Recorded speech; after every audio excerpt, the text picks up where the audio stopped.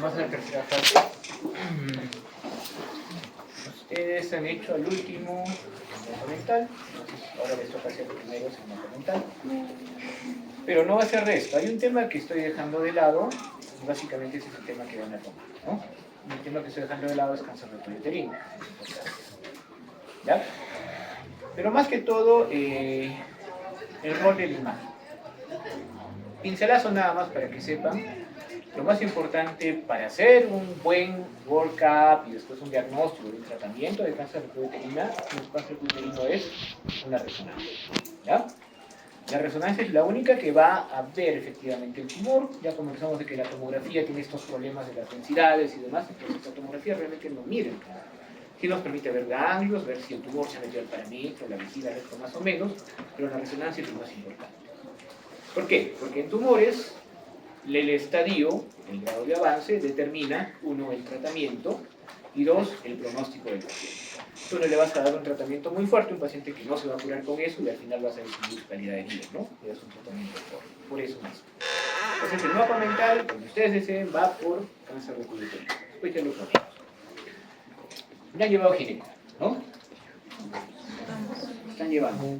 Bueno. Acá lo más importante es recordar que el aparato reproductor femenino es dinámico, ¿no? Va a haber cambios que se van a poder ver. Esos cambios nos ayudan a entender lo que estamos viendo. Por ende, muchas veces hay que ser conservador en lo que estamos viendo. Es decir, lo que yo veo ahora puede que no esté en 2 semanas, puede que esté peor, ¿no? Entonces, muchas veces en estos casos es necesario repetir, ¿no?, los exámenes para poder tener una idea clara por los cambios que va a haber. Pero nosotros nos atenemos a ver lo que vendría a ser un aparato reproductor llamado útero, ¿no? Entonces, ¿qué estamos viendo ahí? Estamos viendo el útero, la trompa y los ovarios. Hay que recordar que tanto la trompa como los ovarios están, entre comillas, están relacionados con una estructura que se conoce como el ligamento ancho, ¿no?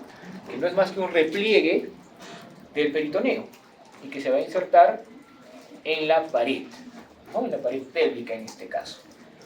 Por ende, la trompa está en el medio de este ligamento ancho, ¿no?, y está fijada mismo por una parte que se conoce como el mesosalpinx, que está ahí están sus vasos.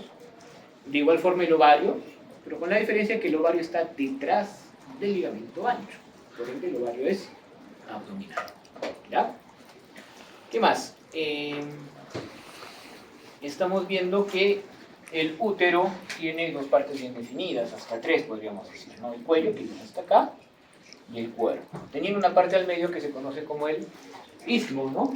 Un segmento inferior, que es el segmento que crece más cuando el útero crece por el embarazo. Es un segmento bastante avascular, ¿no?, bastante fibroso, y es la parte preferida para el cuchillo y hacer la cesárea. Una vez que el útero ya ha tenido, porque ese es un útero básicamente ya de una multípara, una vez que el útero ya tiene un embarazo, el cuello contra el cuerpo tiene una relación de 2:1 más. Antes de eso, muchas veces el cuello y el cuerpo son de igual longitud. E incluso en los neonatos, ¿no?, el cuerpo puede ser más pequeño que el cuello. El cuello tiene 2 orificios, uno que no tiene un esfínter y uno que sí se supone que es el orificio interno y el orificio externo. Acá tenemos la vagina, y la vagina es la comunicación que tiene básicamente el cuello con el exterior. Es un órgano muscular aplanado, ¿no?, cubierto por una mucosa de epitelio estratificado, plano no cornificado, ¿no? Y ahí está el chiste, porque el interior que tenemos hasta acá son células cilíndricas. Entonces, en esta zonita que se llama la zona de transición, hay una lucha constante entre los 2 epitelios. Y cuando hay una lucha, hay una transformación. Por eso, por ejemplo, un traumatismo repetido por mucho tiempo puede desembocar en un tumor. Igual en esta zona. Y si a eso le agregamos, ¿no?, un virus que va a eliminar proteínas, ¿no? Y, bueno, genes obviamente, y proteínas que actúan como guardianes del buen ciclo reproductor, ¿no? El virus, la proteína P16, el 7, P53, pues ahí tenemos el caldo de cultivo para el cáncer de cuello uterino, ¿no? Lo que les decía, el ligamento ancho, eso significa que, merced a ese ligamento ancho, los ovarios tienen una gran posibilidad de estar por un lado o por otro. Los ovarios miden entre 2 y 3 centímetros cúbicos, no son muy grandes, y como hemos visto en el anterior, están llenos de folículos. Estos folículos ya los tienen ustedes desde que han nacido. No van a tener más, por más que uno estimule. Lo único que hacen es estimular el crecimiento de los folículos que ya están, pero pueden estimularse muchos más folículos. No es un folículo solo el que se estimula, ¿no? Se estimulan varios. Uno crece más que los demás, que se conoce como el folículo dominante, y después ese folículo dominante se convierte en el folículo de Graf, y después en esto, ¿no? Que es el cuerpo lúteo cuando se produce la ovulación. La ovulación prácticamente rompe el ovario, por eso duele, por eso hasta puede haber sangrado. Bueno, si en algunos casos no duele, pero muchas veces sí, y hay personas que incluso pueden sentir cuando están ovulando. Aparte que sangra, y la sangre en el abdomen produce irritación y todo eso, ¿no? Pero el óvulo entonces se libera al abdomen. Y merced a la trompa de Falopio, ¿no? En la cual estamos viendo las fimbrias, este óvulo es aspirado al interior y va a llegar hasta la cavidad endometrial. Pero si llega hasta la cavidad endometrial como óvulo, se va a ir, porque la concepción se supone que se produce acá, ¿no? En el tercio externo, del ámpula. Después pasamos a la parte ísmica, a la parte intramural, y llega acá. Entonces, acá ya hay un óvulo que podría anidar. Digo, ya no es un óvulo, es un cigoto, es un huevo fértil. Si anida, puede anidar acá, y lo común es que anide acá. Pero si anida en alguna de estas partes, vamos a tener un embarazo ectópico. Y a veces la trompa es lenta y el embarazo ectópico es abdominal. Entonces, esto explica bastante bien la idea del embarazo ectópico, porque acá se produce la concepción. Una vez que llega acá, pues obviamente tiene que estar la cavidad endometrial bien definida. Lo que estamos viendo aquí en la parte más blanquita vendría a ser el endometrio. El endometrio es la capa interna, la cual es glandular básicamente y vascular, ¿no? ¿Cuál es la idea del endometrio? Que pueda servir de colchón para que anide luego el cigoto y después se desvisualice y pues ya saben, ¿no? Entonces tiene que ser bastante preparada, hay multitud de glándulas y hay multitud de vasos. Pero esta preparación no dura para siempre, pues hay un ciclo menstrual y cada vez que el endometrio se prepara para eso, ¿no? En la segunda mitad del ciclo reproductivo, va a llegar el momento en que la progesterona va a empezar a caer, ya no va a sostener al endometrio de esa forma y el endometrio cae con la menstruación. Y se vuelve a repetir el ciclo y etc. La importancia aquí es notar que existe un fondo de saco, un receso uterovesical. Importante notar que existe un fondo de saco de Douglas, que esta es la vagina, que encontramos un fondo de saco anterior y un fondo de saco posterior. ¿Ya?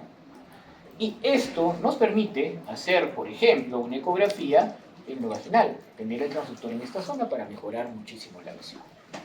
Por otro lado, esto es importante, ¿no? Y esto también. Esta es la vagina y este es el cuello. El cuello no entra así, sino entra así. Y ese ángulo se denomina la persión. Y el ángulo entre la vagina, que es el cuerpo, y el cuello se denomina la flexión. Entonces, como generalmente la vejiga no está muy llena, el útero lo vamos a encontrar en anteversoflexión.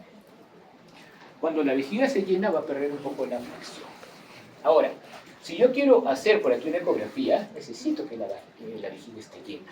Entonces va a perder la flexión. Un útero anteversoflexión, que es lo normal, no me va a permitir ser bien visto. Ahora, ¿por qué se puede mover tanto el útero? Porque el ligamento ancho es laxo. El que no se mueve es el cuello. Porque la base del ligamento ancho, el ligamento carnal, sí lo fija. Y en menor medida también lo fijan los ligamentos uterosacros. Entonces el cuerpo sí puede bailar. Es más, se puede ir a la izquierda o a la derecha. y eso se tiene que informar. ¿Por qué? Porque muchas veces el hecho de que se vaya de la izquierda y la derecha es signo de que ha habido una inflamación que ha producido bridas que lo han lateralizado, ¿no? O que hay un mioma o un endometrioma o algo que lo ha lateralizado. Así que eso siempre se tiene que ver. Ya hablamos de los ovarios, de las trompas, estamos viendo justamente aquí que el ovario se encuentra por detrás del ligamento ancho, y acá abajo estamos viendo el espesamiento inferior que vendría a ser el ligamento cardinal y la relación entre la arteria uterina y el uréter. Siempre la arteria va a pasar por delante. Y en cuanto a la vagina ya hablamos, es un elemento muscular, se abre hacia lo que son los genitales externos y como ya sabemos, lo lógico es que el embarazo se produzca o que se desarrolle dentro, ¿no? Va a crecer, el cuello se va a cerrar, ¿no? Va a haber un tapón mucoso para prevenir infecciones, se va a desarrollar una decidua, se va a desarrollar del cigoto, ¿no? Las membranas coriónicas, el corio, el metanio, se va a desarrollar también el trofoblasto y subsecuentemente la placenta, ¿no? Todo eso sale del cigoto. Entonces, cuando hay un embarazo, lo que queremos ver, porque actualmente está muy ligada a la imagenología ginecobstétrica, a la práctica de la obstetricia, ¿no? Sobre todo por la ecografía, la localización del saco. Por lo que hemos visto que el saco puede aparecer en muchos lados, es decir, si yo tomo una prueba de embarazo, la gonadotropina está elevada, ya hay un embarazo, ¿no? O hay un tumor germinal, o hay un ratón por ahí, alguna cosa de esas. Entonces, tenemos que estar seguros de que hay un embarazo y que el embarazo está en su lugar. Se localización del saco, y una vez que encontramos el saco, en cierto momento vamos a ver el embrión. Y verse el embrión está vivo, porque muchas veces no está. Ya eso hay que hacer un paréntesis y comentarles que si ustedes conversan sería mejor con sus bisabuelas, porque no va a ser muy posible. Sus abuelitas, muchas de ustedes les van a decir que muchas veces su regla se la retrasaba 5 días, 7 días, 8 días y le venía. O se retrasó 2 semanas, 10 días y le venía. Y esas eran gestaciones que se perdieron porque ahí se cumplía la ley de todo o nada. Si la cosa va bien, y si no, no. Y aproximadamente 35 a casi 50% de las concepciones son las que van a ser exitosas, que es más o menos la tasa, 35% aproximadamente es la tasa de éxito de la reproducción asistida, de la reproducción in vitro, bien hecha.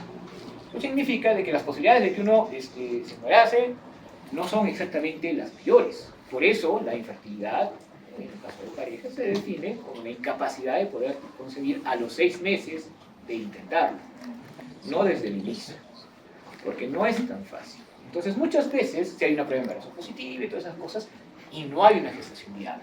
Entonces, si vamos a hacer una ecografía, hay que ver esas cosas, la presencia de los latidos, y cuando está más grande, obviamente las 8 o 9 semanas, podemos evaluar básicamente la estructura fetal, sobre todo las 11 semanas, ¿ya?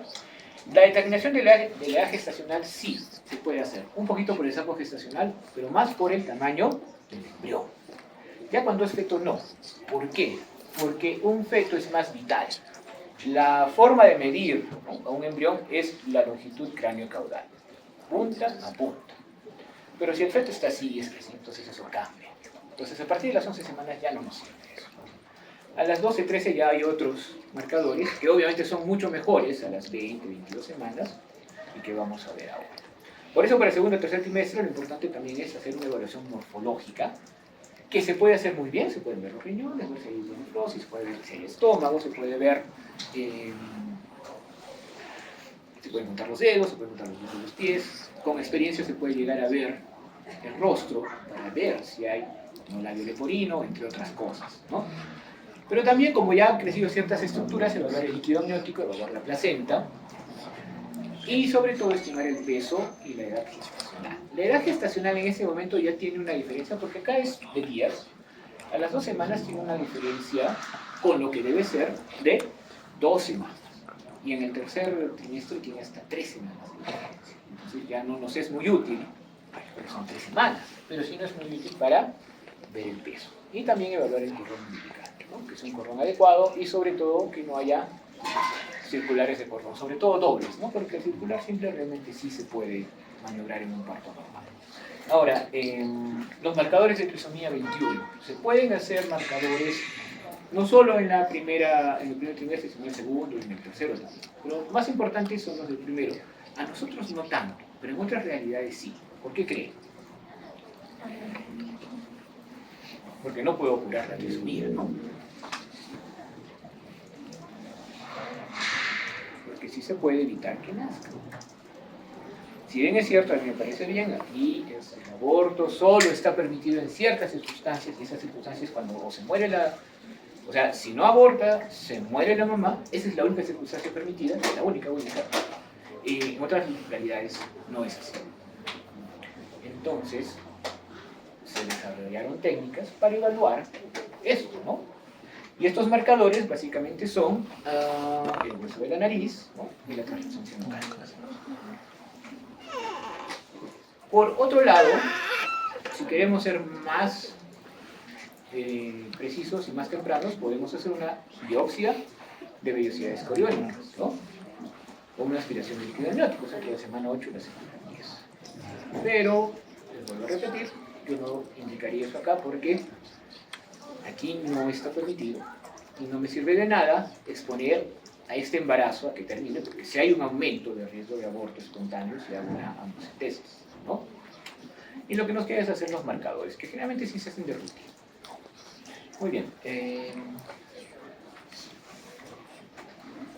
Tengo que decir que sí podemos hacer imagenología y sacar imágenes de estos órganos con resonancia, que sería lo mejor, porque tiene mejor discriminación, o con tomografía, ¿ok? Pero en realidad, su utilidad clínica no es muy grande. Donde más utilidad podría tener la tomografía sería en el caso del cáncer. Ni siquiera para ver el tumor, ¿no? Sino para ver la extensión. Cuando hablamos de ovario, sí tiene bastante utilidad. Tiene más que... Pero la tiene también la ecografía. Y en el caso de la resonancia, que es mucho más útil, pues en contextos tiene la desventaja de que es más cara, de que la preparación que se tiene que tener, y yo no voy a tener como ginecólogo un resonador en mi consultorio, ¿no? Entonces, en ese sentido sí es muy importante reconocer a la ecografía y su rol que debe jugar en la ginecología. Cuando hablamos de los inicios, ¿no?, de la ginecología, vieron, ¿no?, que muchos ginecólogos se abocaron a eso. Porque obviamente se sabe que es una técnica inocua, que hasta donde se sabe no ha producido ningún efecto en los fetos ni en la madre, y se puede repetir cuantas veces se quiera, ¿no? Entonces, cuando nosotros hacemos una ecografía, el útero lo podemos ver tanto en vía transabdominal como en la vía endovaginal, ¿no? En la vía endovaginal, obviamente, acá dentro, estamos dentro de la vagina y estamos justo en el fornix anterior. Si ustedes se dan cuenta, acá está el cuello, ¿no? Lo ideal sería ir un poco para el fornix posterior para ver también características del cuello. Pero hay una cosa importante, el cáncer del cuello uterino, que sería lo más que yo quisiera ver en estos casos del cuello, no se detecta por ecografía, ¿ya? Pretender detectarlo es pretender, pues, ver un elefante, solo se va a ver cuando es grande. Si yo quiero de verdad ayudar a una mujer a detectar su cáncer uterino, pues esa no es la idea. La idea es colposcopía y biopsia, o un efecto IVA, o sea, pues manipulado, ¿no? Acá también podemos ver, si ustedes se dan cuenta, el cuello, y esto es la vagina. Esta es la vejiga. Como esta mujer no es muy gordita, entonces nos está permitiendo ver mejor. Pero miren, ¿cómo se llama esto? La sombra gástrica posterior, ¿no? Es algo que está apareciendo porque la vejiga termina acá. No nos fastidia mucho, pero lo mejor sería que la vejiga esté llena para que nos permita ver todo el útero. Aunque acá nos está dejando ver, ¿no? Como les decía, el cuello y el cuerpo. Esto es un útero ovíparo. ¿Qué más podemos ver acá? Esto. ¿Ven esta cosita negra? Entonces, muchas veces, una mujer que haya tenido hijos, esos hijos han sido por cesárea. Y como les digo, la cesárea ocurre a nivel del istmo, ¿no? Así que esto representa la cicatriz de la cesárea. Muchas veces se pega un poquito acá y hay que tener cuidado porque esto no es ni tumor, ni invasión, ni nada. Como ustedes pueden ver, la interfase, el límite entre la vejiga y el útero se nota muy bien, ¿no? Es hiperecogénico. El cuerpo, bueno, el cuello tiene sus dos labios, podemos ver aquí el relieve del canal endocervical y acá la cavidad endometrial. Obviamente si la viera de frente, la vería como un triángulo, pero como la estoy viendo de costado, la veo así. La cavidad endometrial en este caso deberíamos decir que tiene un endometrio lineal, porque es muy delgado. Eso no es nada raro. Si yo encuentro eso, tendría que suponer que la menstruación ha venido hace un día o dos, ¿no? O que es una mujer ya en la menopausia. Ahora, si la menstruación ha venido hace 30 días y veo esto, ya esa es otra cosa, ¿no? Entonces, todo esto se tiene que interpretar en virtud a los datos clínicos. Y el primero de ellos es la fecha de última menstruación, ¿no?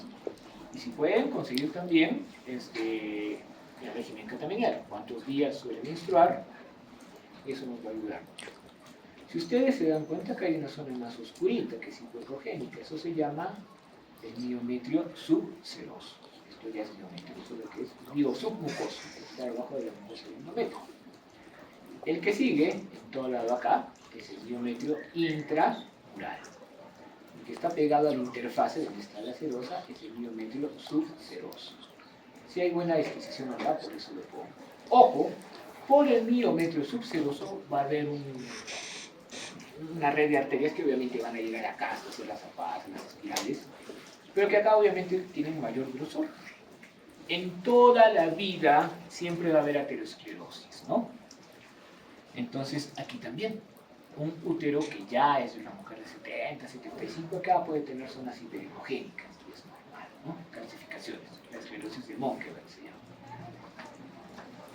Y básicamente, ya que lo hemos visto acá, lo mismo estamos viendo aquí, ¿no? Estamos viendo también una línea endometrial delgada, estamos viendo un miometrio submucoso, intramural, subseroso, estamos viendo también la serosa, estamos viendo, porque el cuello está por acá, la flexión que tiene el órgano.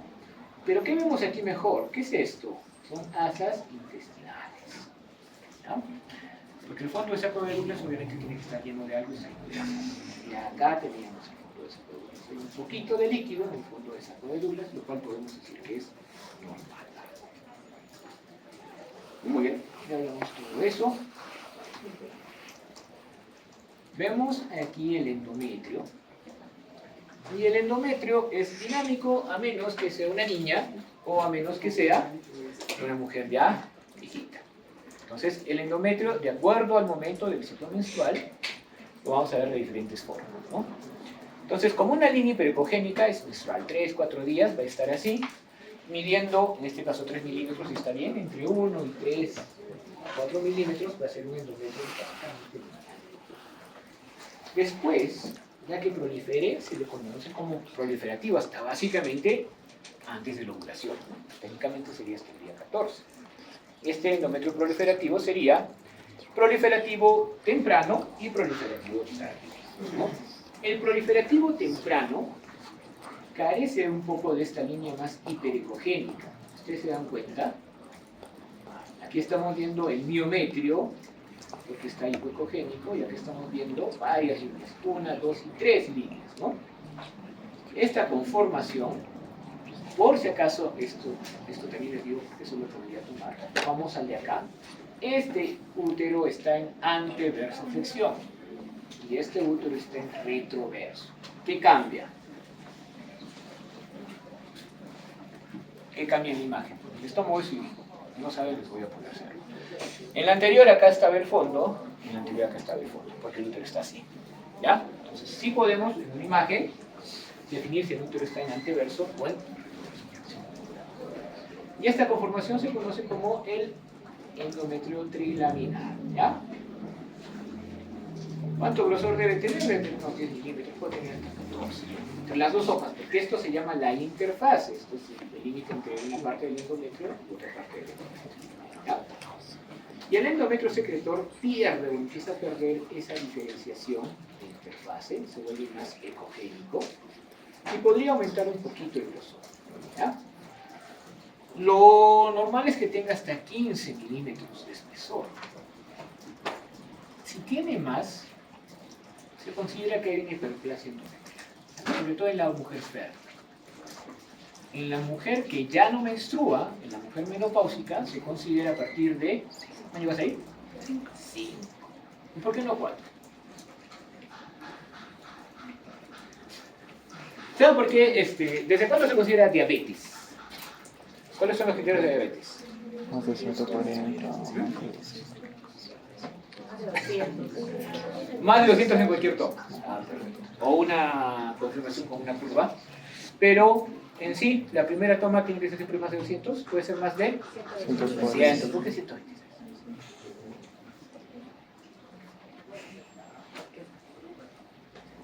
¿Por qué? ¿Por qué no 143.2?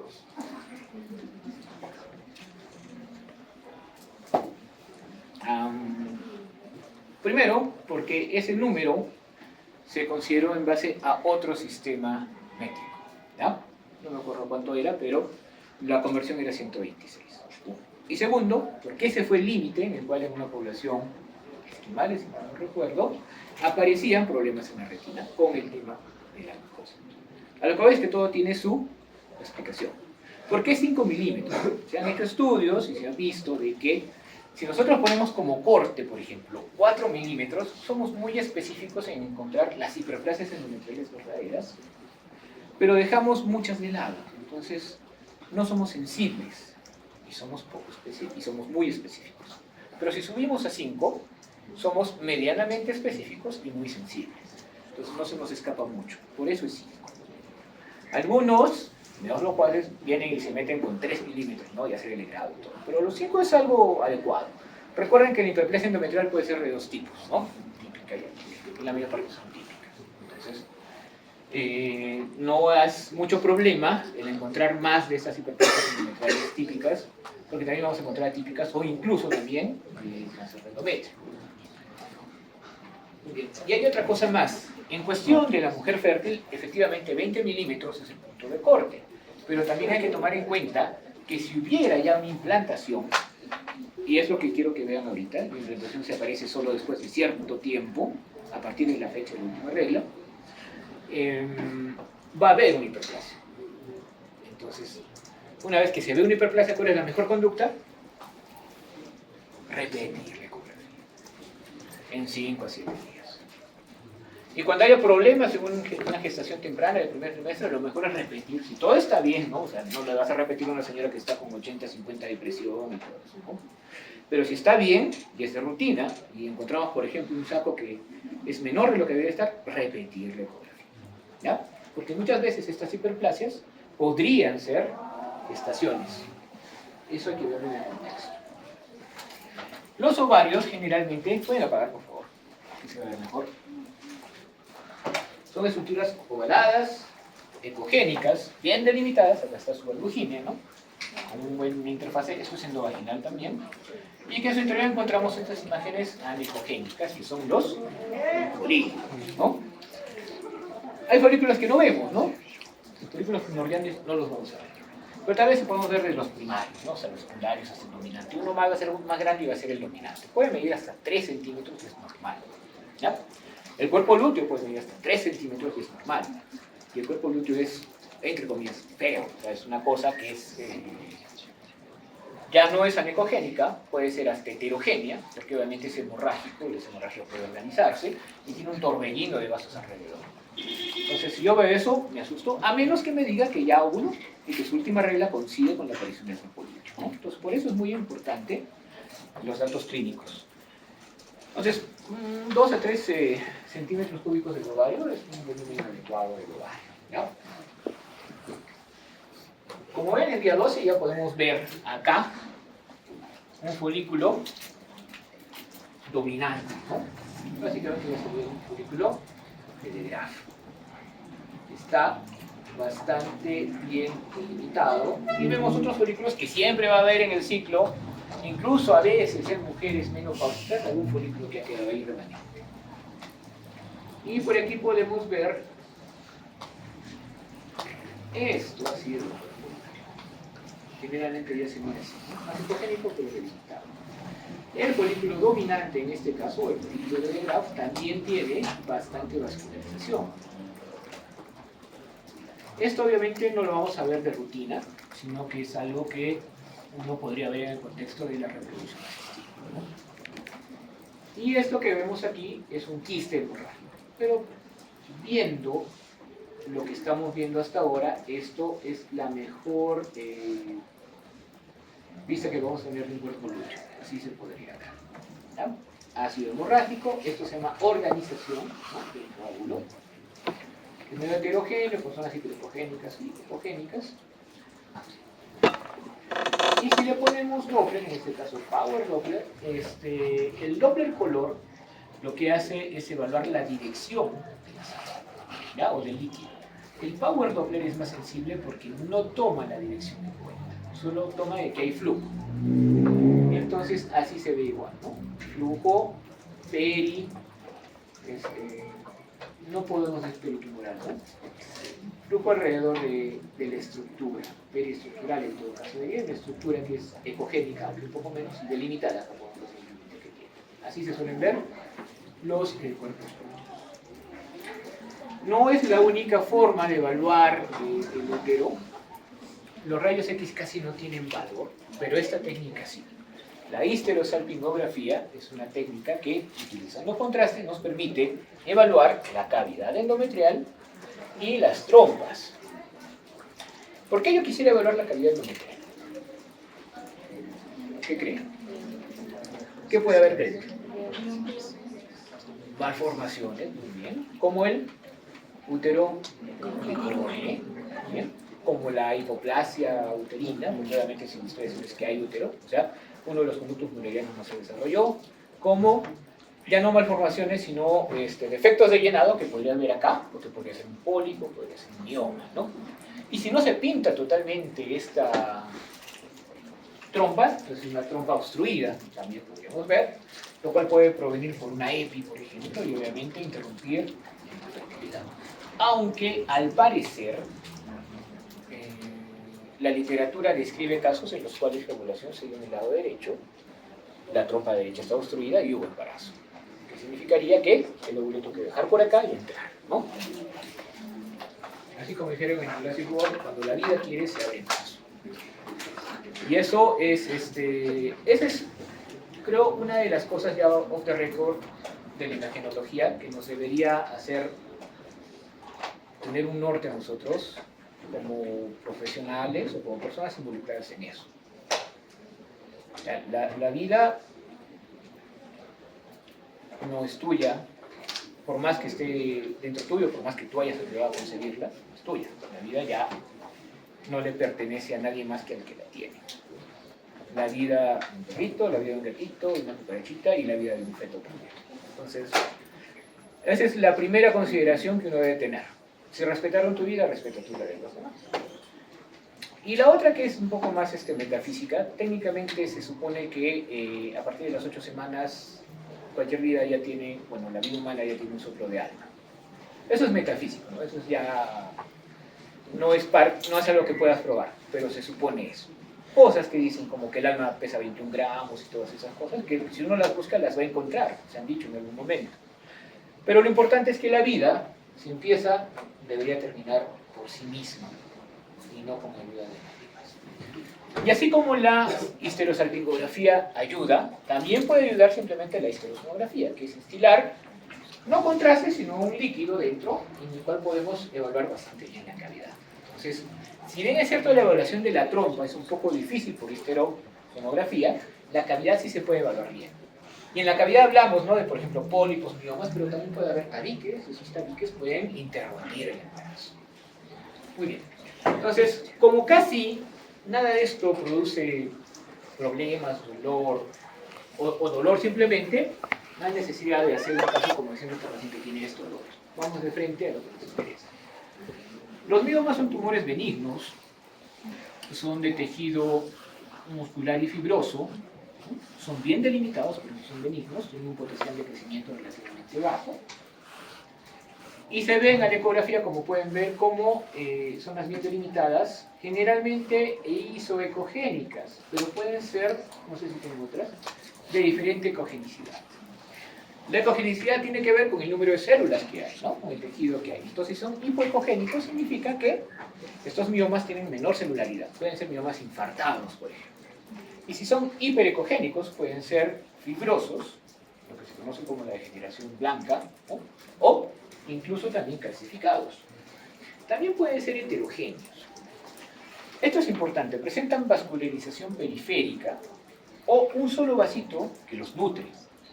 Y ese es un criterio que obviamente no sirve en momentos tempranos, pero sí en momentos tardíos para determinar si esta imagen es un mioma o es un leiomiosarcoma, que vendría a ser un sarcoma y un tumor maligno, la vascularidad, ¿no? Y de acuerdo a la zona pueden ser subserosos, pueden ser intramurales o submucosos. ¿Y eso por qué importa?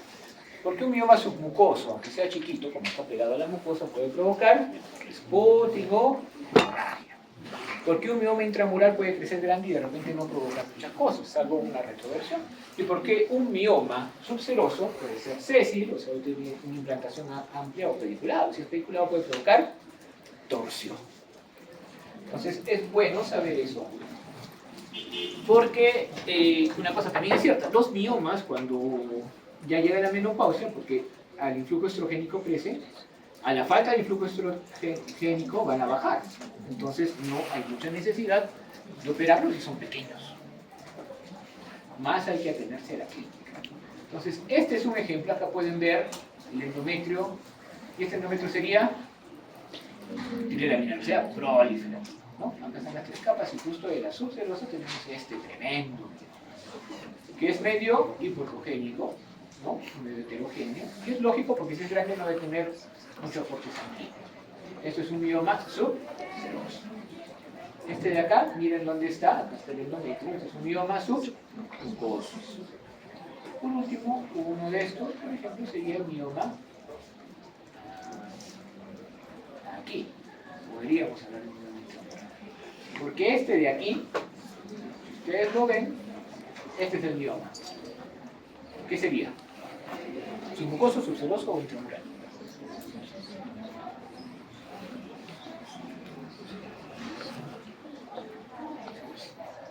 Yo les digo que este es intramural y medio degenerado porque aquí está el endometrio, ¿no? ¿Y esto cómo se llama? La interfaz, o sea, la serosa. Aquí está el endometrio, ¿sí, no? ¿Dónde está la interfaz de la serosa? Aquí. Entonces esto es un mioma subseroso. Porque acá está la interfaz de la serosa. Acá termina el útero y acá la presión termina la cabeza. Esto es un mioma subseroso. Nada en cuenta eso porque eso sí podríamos preguntar. ¿Ya? En la cavidad endometrial, muchas veces por inflamación, por fibrosis, por edad, que muchas veces pasa, puede coleccionarse líquido. ¿Ya? Un gran ejemplo que a veces, si encuentran, va a ser bien espectacular, es el himen incorporado, que muchas veces debuta como un abdomen valorado, ¿no? Una chica que tiene 10, 11 años, que empezó a tener menstruaciones, tiene 3, 4 y nunca sale, ¿no? Porque el himen está imperforado. Entonces, vemos un hematometra, ¿no? Una mujer menopáusica que está experimentando un proceso de fibrosis por la isquemia propia del momento, ¿no? Puede tener un hidrometria, simplemente hay mucha fibrosis del cuello y ya no baja la secreción que está saliendo, porque aunque no haya menstruación, siempre va a haber alguna secreción de la glándulas, ¿ya? Y tiene un hidrometria. O es una epidempiometra, ¿no? La colección ocupa toda la cavidad endometrial. Si es líquido nada más, si es una secreción serosa, es anecogénica. Si es sangre suele ser hipoecogénica o puede tener un nivel que se llama fluido-fluido, ¿no? ¿Por qué? Porque los pábulos o los segmentos formes quedan contra el plasma. O puede tener organización adentro, ¿no? Lo mismo la pus, generalmente es hipoecogénica, pero puede tener estos niveles fluido-fluido. Alguna vez he visto esas colecciones y en la creencia de que era un hematometra, porque cuando hacemos radioterapia hay un procedimiento llamado braquiterapia, que es poner la radiación básicamente dentro del cuello uterino. Entonces se dilata el cuello uterino y en la dilatación llega a esa cavidad endometrial. Y bueno, esperé que salga sangre y salió pus. Y tenía la misma, porque ya sabíamos que tenía la misma conformación, ¿no? Esto es anecogénico, ¿no? Con elementos formes. Y si se dan cuenta, está tomando exactamente la forma del útero, ¿no? Este es canal cervical y esto es cavidad endometrial, ¿ya? Pero esto es más característico, miren, ¿no? Es hipoecogénico, con elementos jóvenes, de un hematometra o un piometra. En cambio, solo la secreción anecogénica es más característico de un hidrometra. Y ahora viene una de las preguntas más interesantes. Si esto es un hidrometra, ¿cómo puedo distinguir un hidrometra más pequeño de una gestación?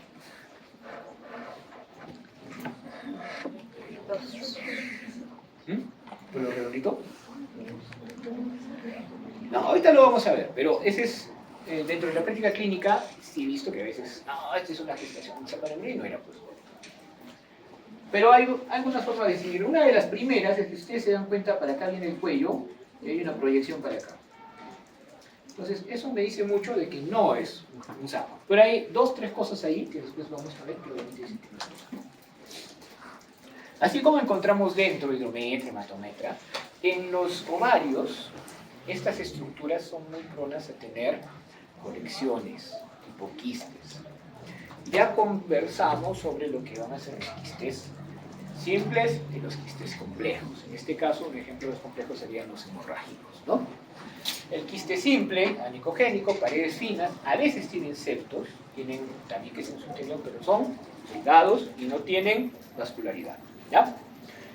Generalmente estos quistes son de inclusión, es decir, que a veces se dobla el peritoneo o la serosa que los recubre y forman quistes. O funcionales, o sea, un folículo que no llegó a ser el dominante, pero que persistió, ¿no? Que tiene 1 centímetro, centímetro y medio y que queda. Pasan 2 ciclos, 3 ciclos y desaparece. Eso es lo más común. Pero podrían ser cistoadenomas, tumores benignos, o que también ocurren, podrían ser cánceres de ovario borderline, ¿no? O sea, de bajo grado de malignidad. La única forma de estar seguros de eso sería sacarlos, pero no todos se sacan. Por regla general, un quiste mayor de 7 centímetros deberíamos sacarlo, ¿ya? Y lo otro es atendiendo al riesgo y a la historia de la mujer, es decir, yo me preocuparía de un quiste de 5 centímetros si fuera Angelina Jolie. ¿Por qué? Porque ella tiene la mutación de BRCA. Básicamente te da cáncer de ovario. Ella ya hizo su parte, se quitó las mamas, se puso prótesis, pero ahí está el ovario y siempre hay que revisar. Entonces, personas que tienen riesgo, sí deberían, ¿no? Y en cuanto a los quistes complejos, también los conversamos, entonces son heterogéneos ecogénicamente, pueden ser anicogénicos, las paredes suelen ser más gruesas, pueden tener tabiques gruesos, componente sólido y líquido franco, vascularidad interna en los tabiques con el componente sólido, y esto que se llama índice de resistencia bajo. ¿Qué es el índice de resistencia? Cuando nosotros tomamos un Doppler espectral, hay un piquito que es el pico de la sístole, ¿no?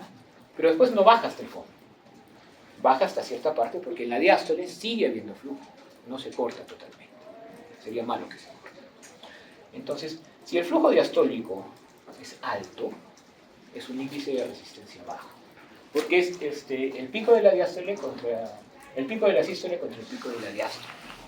¿Qué significa un índice de resistencia bajo? Que aún en la diástole sigue pasando sangre.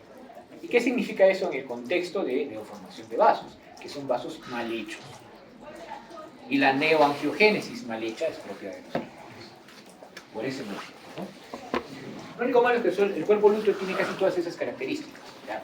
Es hemorrágico, es heterogéneo, tiene paredes gruesas, tiene vascularidad interna, no tiene.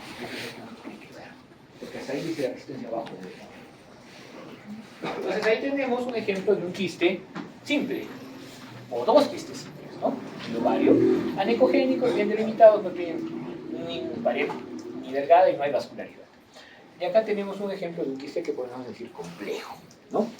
Que lo podríamos describir como un quiste de ecogenicidad heterogénea, con zonas anicogénicas, y una zona icogénica sugerente de organización o componente sólido, que vendría a ser esta de aquí, ¿no? Y paredes gruesas. Otra vez, obviamente ahí, si pensamos que es un tumor, repetimos marcadores tumorales, pero lo ideal sería esperar un tiempo y volver a repetir también la ecografía, porque a veces también son quistes vasculares. O pasar a una tomografía, pero antes de eso sería bueno poner un ¿no? ¿Por qué? Porque muchas veces este tipo de quistes no tienen vascularidad lateral, ni vascularidad periférica. Simplemente son quistes hemorrágicos, ¿no? Y esto viene a ser el componente organizado de la sangre. Y si no nos creen la ecografía, pues podemos ir a la resonancia. Y en la resonancia, miren, esto que parece un tumor sólido, ¿no? En el cual no vemos vascularidad, lo vemos con saturación de grasa y parece que pueda más ¿no? Y aparte no capta la orina. Entonces puede ser incluso un xantoma que aparece en el lugar. O sea, ante la duda podemos utilizar otras modalidades diagnósticas, pero la preferida es la resonancia, porque la resonancia puede, en sus diferentes fases, en sus diferentes técnicas, dar información sobre la estructura y el componente de esta masa.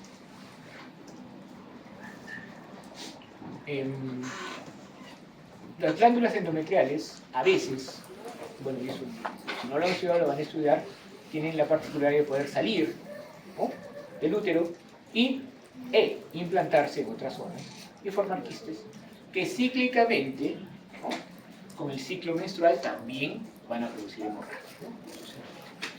Lo más lejos que yo haya visto eso ha sido en el pulmón.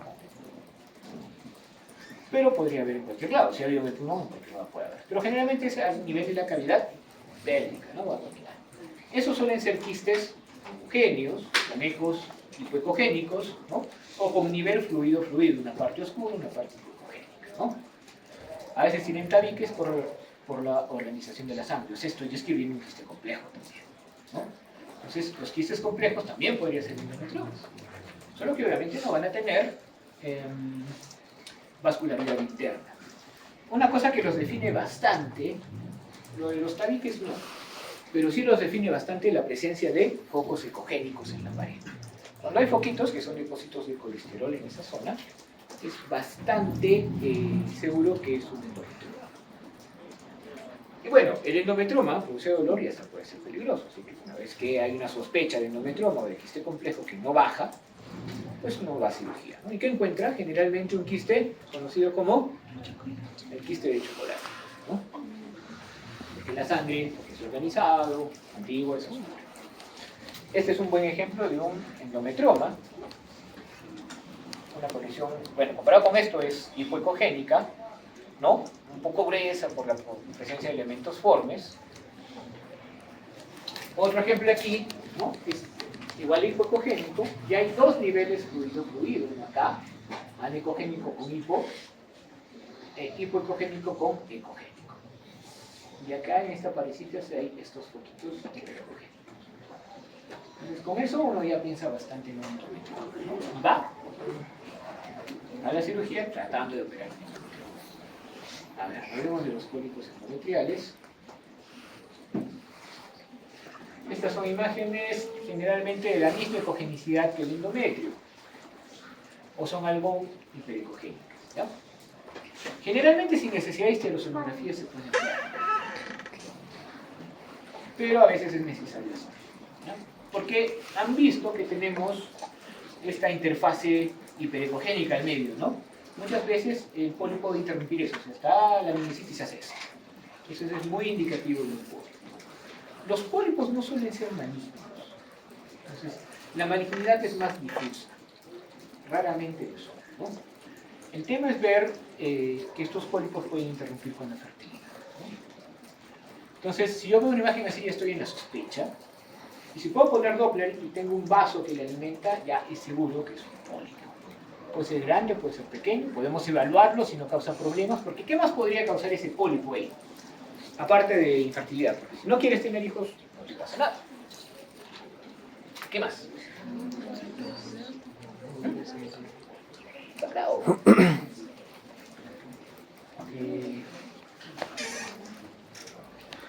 Yo lo comento porque las pacientes que tenemos en la terapia secuitorio me lo dicen, o sea, el sangrado, el spotting nada más es molestoso. Ya, no te va a matar porque es que una gotita o gotita de sangre, pero interrumpe la calidad de vida. Es igual que el escape de orina, ¿no? Interrumpe la calidad de orina. Entonces, el que tengas un pólipo que no te va a matar nada, pero que te produzca sin graves irritaciones, que puede ser molestoso, y es mejor darle una resolución. Entonces, miren,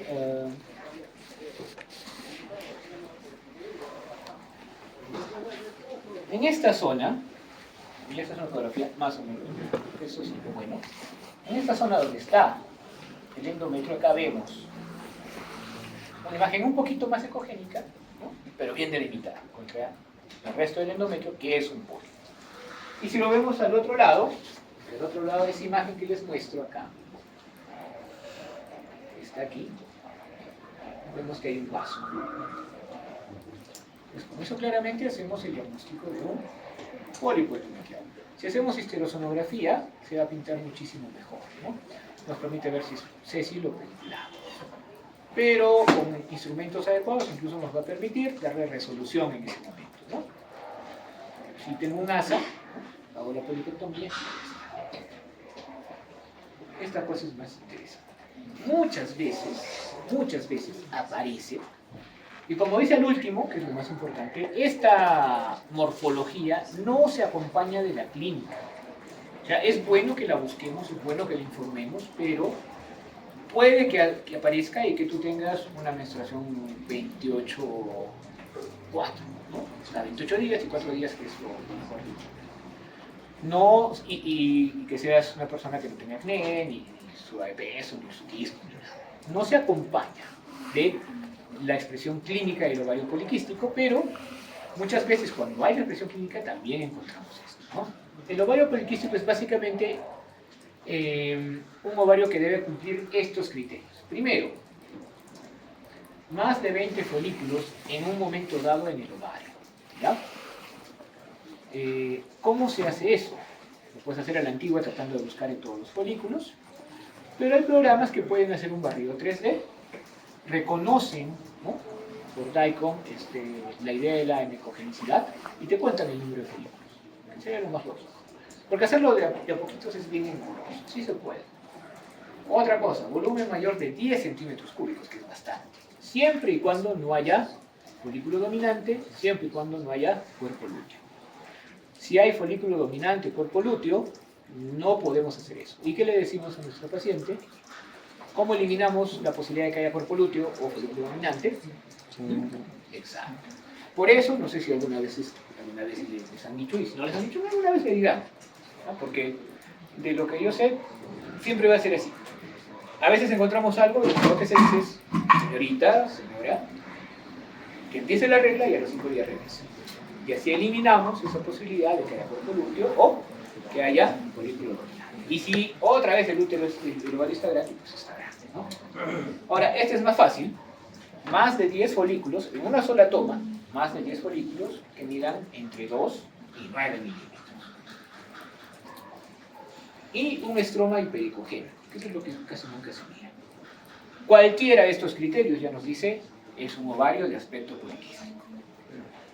Y si encuentro eso, obviamente, muchas veces este examen es lo primero que hace un paciente. Estamos hablando de la realidad de la práctica clínica aquí. En otros lados no se van a hacer una ecografía primero. ¿Por qué creen? Porque cuesta $200. Sí, se van a meter $200 por las puras. Pero acá no. Acá la puedes encontrar por 70, 80 soles, ¿no? Y ahí enfrente del derecho por 50, ¿no? Te da un caramelo por el más rato. ¿Ven? Entonces, es lo primero que hacen y a veces no tienen nada y encuentras esto. Entonces, esto siempre tiene que acompañarse de una visita al ginecólogo, de evaluar la historia clínica y de dosaje hormonal si es que tuviera, ¿no? Pero si la paciente ya viene orientada, obviamente esto confirma el diagnóstico.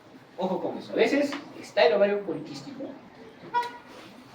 y no hay clínica. ¿Qué criterio cumplimos ahí?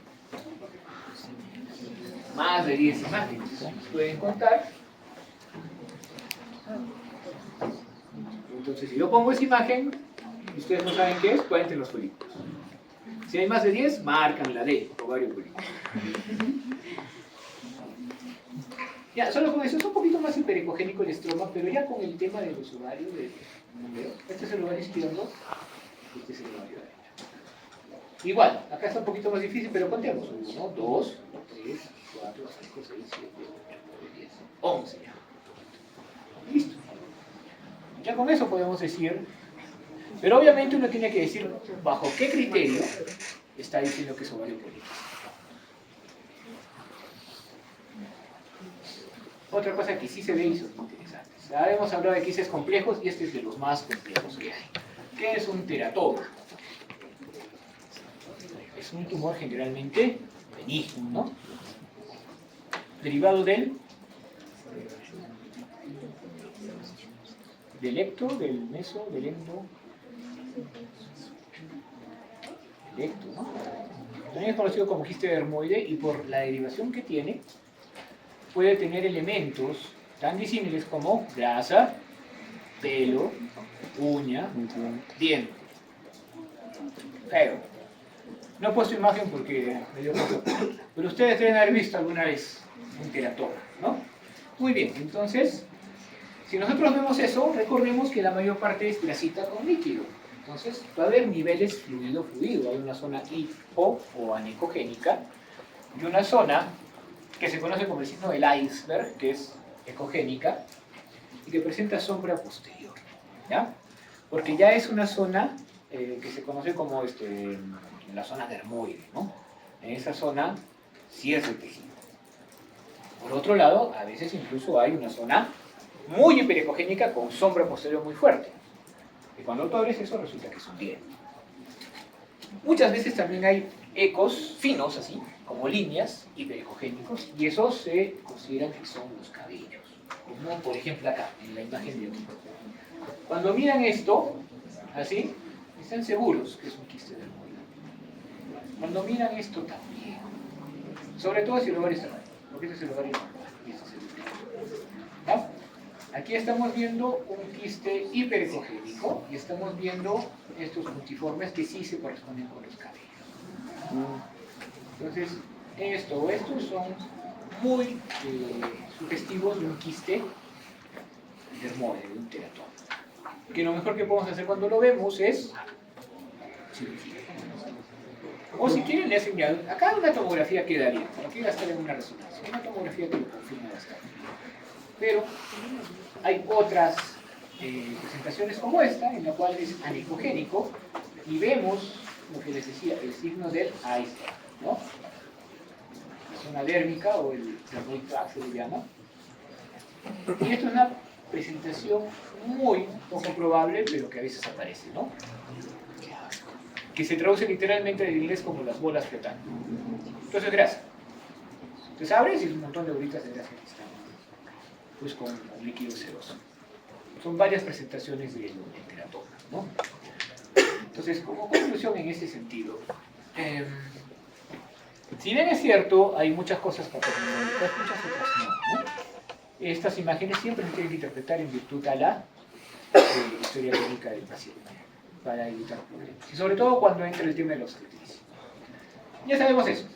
Por consideración de usar radiación, sobre todo en el primer trimestre, rayos X y tomografías no son de uso recomendado. Y siempre hay que decir, y siempre hay que preguntar, porque varias veces, 3 o 4, nos han traído las tomografías del paciente que tenía cáncer uterino con su esqueleto ahí adentro, ¿no? Que tenía un feto. ¿Culpa de quién? 50-50. Se debe preguntar siempre, o sea, el tecnólogo debe preguntar siempre, y UNAL siempre debe pensar que puede estar embarazada. Porque si no pasa eso.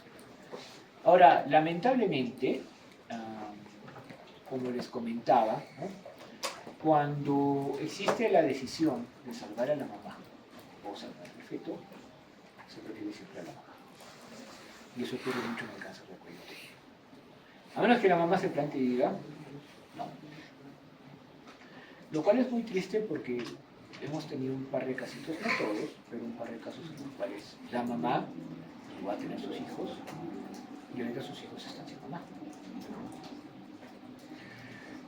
Es complicado, pero son cosas que van a pasar y a veces ustedes van a ser partícipes de eso y bueno, hay que tomar la decisión, ¿no? Lo que tenemos que recalcar es eso. El primer trimestre, sobre todo, no tomografía, no radiografía. La resonancia no hay ningún problema. pero solo se puede o solo es conveniente cuando haya duda diagnóstica sobre algún tema específico. ¿Ya? La ecografía es muy disponible y la realizas en el mismo momento, incluso para situaciones de urgencia te va a servir. Lo primero que uno debe recordar para cuando vamos a evaluar con ecografía el embarazo es eso, ¿no? Vamos a dividirlo en el primer trimestre, en el segundo y en el tercero. Siempre es necesario conocer la fecha de última regla. Y si no la tenemos, es imperativo hacer la ecografía del primer trimestre para darle una edad gestacional, ¿no? A este embrión, posteriormente feto, una fecha probable de parto. ¿Por qué? Porque sin eso, todo lo demás no funciona. Lo demás, ¿qué va a hacer? Bueno, aparte de evaluar placenta, líquido amniótico, vamos a evaluar peso. ¿Por qué quiero evaluar peso? Para ver que no se esté desnutriendo el feto. Para ver si está pequeño, adecuado o grande para crear gestacional. Y eso solo va a servir en mis normogramas si tengo una edad gestacional, ¿no? Entonces, el saco puede aparecer más o menos a las 4 o 5 semanas de la última regla. ¿Pero eso qué significa? Eso significa que con una semanita de retraso debería aparecer el saco, ¿no? Estamos hablando del primer día de la última menstruación. Entonces, ¿cómo puede una persona pensar que está embarazada después de una semana de reglas embarazadas? Esto a saber, pero tiene. Probablemente se hayan hecho su prueba de embarazo, o probablemente haya motivos turbulentos, qué sé yo. Pero hay gente que viene así temprano, ¿no? Incluso hay gente que viene después de tener relaciones y dice, doctor, quiero ver si estoy embarazada. Entonces ahí que te queda explicar, ¿no? Espérate un ratito más, ¿no? No hagas nada más y en 2 semanas o 3 semanas lo vemos. Cuando aparece el saco de implante produce una reacción desigual. Por ende, vamos a ver una especie de doble anillo, que se llama el signo de la doble decidua. Entonces, ya con eso podemos diferenciar el hidrometra de un saco gestacional, ¿ya? El saco va a empezar a crecer, a crecer, a crecer. Más o menos, el saco gestacional te da una idea aproximada del embarazo, pero al final lo que importa es el embrión, ¿ya? Entonces, cuando el saco tiene 1 centímetro, deberíamos ver la vesícula vitelina. Y en unos días, porque el saco crece rápido, más o menos, cuando el saco ya tiene 20 milímetros, debería aparecer el embrión adherido a la vesícula vitelina. Si la vesícula es así, el embrión es así. Y si lo vemos sin latidos, deberíamos esperar un par de días para poder ver los latidos. Los latidos se ven y si tienes que ver se escuchan. Si el saco ya tiene más de 25 milímetros y no hay embrión, podemos pretender decir que es un saco anembrionado, ¿ya? Incluso ahí yo diría que seamos moderados y que volvamos a tomar otro. Pero, si el saco tiene 40 y no hay embrión, no hay embrión, ¿no? Cuando el embrión aparece, podemos medir la longitud craneocaudal, ¿ya? En su eje mayor, desde arriba hasta abajo. Eso ya nos da una edad, pero a partir de los 5 milímetros. Y justo cuando tiene 5 milímetros deberían aparecer los latidos cardíacos. A veces aparecen antes, ¿ya? Pero ya debería tener latidos un embrión de 5 milímetros. Si no hay, otra vez. Esperamos una semana y vemos, ¿no? Muy bien. Ya les dije eso, aparte de la semana 11 ya no podemos utilizar esto porque el feto se mueve y ya se llama feto. Entonces, longitud craneocaudal hasta la semana 10 es el mejor momento para que nosotros tratemos de darle una edad. Miren, aquí tenemos un endometrio ya descentralizado, hipericogénico, secretor y probablemente hiperplástico, ¿no? Entonces, por eso, nunca hay que decir que por más de 20 milímetros eso es hiperplasia y tenemos que ir a... Acá hay un saquito. Se insinúa la doble decidua, pero en sí la doble decidua es esto. Acá se ve bien, ¿no? Este es el centro de la doble decidua, esta es la vesícula vitelina. A veces la vesícula es muy grande, a veces la vesícula es aplanada, eso no. Y ya tenemos aquí el amnios, ¿no? El amniótico ya, la vesícula igual y el ano, ¿no? ¿Qué es esto? La cabeza, ahí está la vesícula cerebral, ¿no? Entonces medimos de aquí. Lo podemos medir ahí, pero es siempre mejor medirlo así, ¿ok? En la medida de lo posible, siempre es mejor que se mida en un corte sagitario, porque está muy bonito. Cordoncito, pastelamos, y aquí está las vesículas y está la medida que debemos tener. Todo bien. Y si lo vemos en 3D, ahí está su patita, ahí está su besito. Aquí es igualito al embrión del perrito, de la foca, del mapache, del gorila, del chimpancé. Todos son iguales, hasta cola tiene. Y eso es interesante porque abre la puerta a pensar de que nuestro ADN es común al de todas las especies y que algo debe hacernos lo que somos, ¿no? Muy bien, no he puesto nada de marcadores, pero los marcadores no son difíciles, son solo cuestión de técnica. El hueso nasal de hipoplasia se mira bastante bien. Podemos ver el ductus arterioso también, podemos ver el cordón umbilical y podemos ver también la translucencia nucal. En ciertas ocasiones existen, aparte de que obviamente si tú sales de la residencia se supone que te han enseñado eso, existen instituciones como la Fundación de Medicina Fetal que pueden avalarte, ¿no? Si tú envías tus imágenes para decir que efectivamente puedes hacer estos exámenes bien, ¿no? Acá de repente no reviste de mucha importancia, pero en otros lados sí, por lo que ya les comenté. La evaluación del segundo trimestre tiene que ver con ya el tamaño fetal, el peso fetal mejor dicho. Y para el peso fetal, como el feto ya es grande, no podemos medir su longitud, pero tenemos 4 mediciones básicas, ¿ya? El diámetro biparietal, si ustedes se dan cuenta que estamos viendo acá la cabeza, estamos viendo que está en un corte axial. Acá está la hoz, ¿no? El hipocampo, los ventrículos y no vemos cerebelo. Eso es importante. No se mira el cerebelo para hacer estas mediciones, ¿ya? Y acá ya no vemos el septum pelúcido. Se suele ver, pero lo importante es que no se vea. En este corte bonito tomamos un diámetro desde la tabla externa de uno de los huesos hasta la tabla interna. Si no recuerdo que estos son parietales, o sea, los huesos se llaman biparietales, ¿no? Tabla externa a tabla interna. Y esa es la medida, ¿ya? La circunferencia cefálica se mide tomando toda la tabla externa. Ahí la tenemos. Miren la disquisición. Ojo.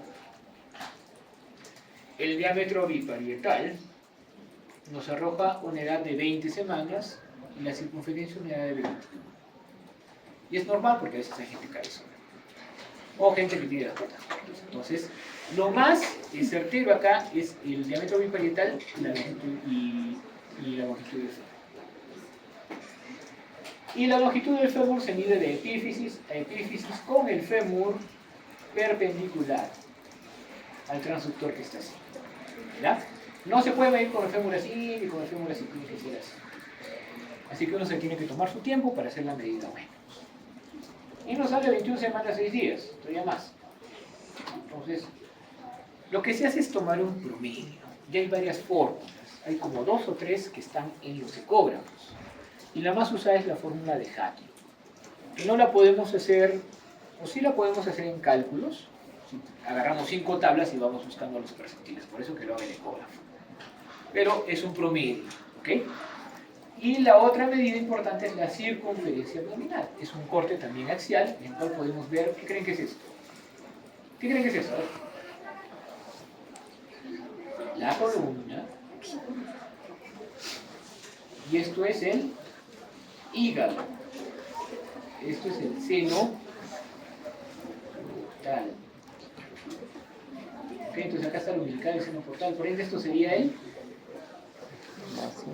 ¿Qué creen? A ver, el esófago, el riñón, la vejiga, el braco. Este es el estómago, ¿ya? Y de hecho, es importante que cuando hagamos una ecografía se mire que el estómago es anecogénico. Significa que no hay atresia del esófago ni hay agenesia esofágica. Muy bien, y acá tomamos la circunferencia abdominal, que nos da 20 semanas, 4 días, y eso nos da un promedio. Y ese promedio es la edad gestacional, que puede ser más o menos 2 semanas. Y en el tercer trimestre es más o menos 3, así que no le echamos mucha atención, no sé lo que nos importa es eso, ¿no? Lo otro que debemos ver es el líquido amniótico. que ya lo vimos en el primer trimestre, pero ahora es grande, y vamos a buscar, si tenemos acá el útero, lo dividimos en 4 cuadrantes, los 2 superiores, los 2 inferiores, y buscamos de forma sagital, miren, ¿qué sería esto? ¿Qué creen? Esa es la placenta. ¿Verdad? Es una placenta fúndica, estamos en el fondo, así que está bien. Y buscamos los pozos, y así los medimos, los pozos de líquido amniótico. Deben estar entre 2 a 8 cada pozo individual. Pero lo que nos importa, si vemos los 4, es que estén entre 5 y 25. ¿Ya? Menos de 5 debemos considerar que es un miligramo. Aunque en el libro dice menos de 2, pero ya es demasiado, eso se ve. ¿Ya? Menos de 5 es oligo, más de 25 es poligramos. Y que sea ecogénico, porque si tiene, en algún momento es hipoecogénico, sí, muchas veces cuando el feto ya tiene 40 semanas, pero de repente me comienza a salir.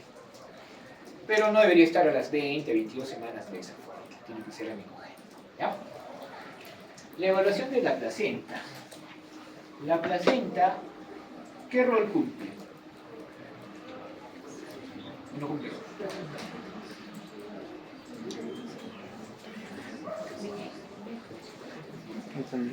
La placenta lo que hace es permitir el intercambio entre la sangre arterial y la sangre fetal y la sangre materna, ¿no? Intercambio de oxígeno, intercambio de nutrientes, sin permitir que se toquen, porque en el momento en que se tocan, se fue el feto.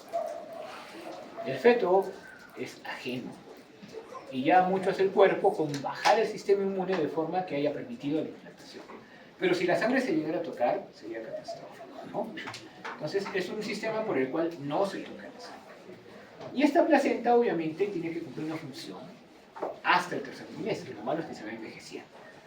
Grado hizo esa clasificación, ¿no? El grado 0 es hasta la semana 18 más o menos, acá dice 19-23, es una placenta homogénea.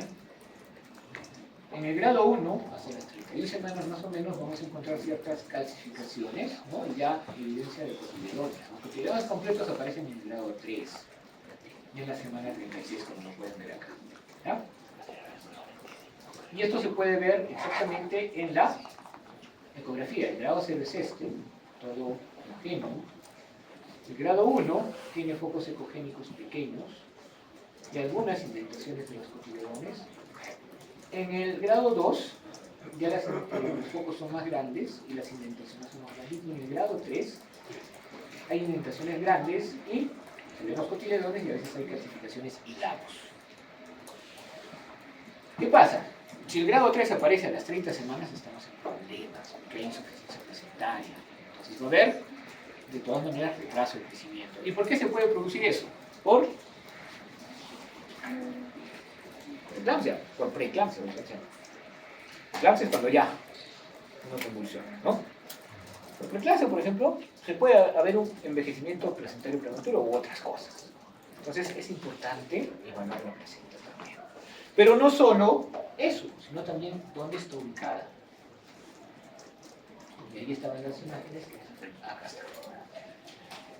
Esto que vemos aquí, en ecografía transvaginal, es el cuello labio anterior, labio posterior, canal endocervical, ¿ya? Y esto justamente es el tapón mucoso. Entonces, la placenta normalmente debería insertarse en el cuerpo o en el fondo, ¿no? Una placenta fúndica o una placenta corporal.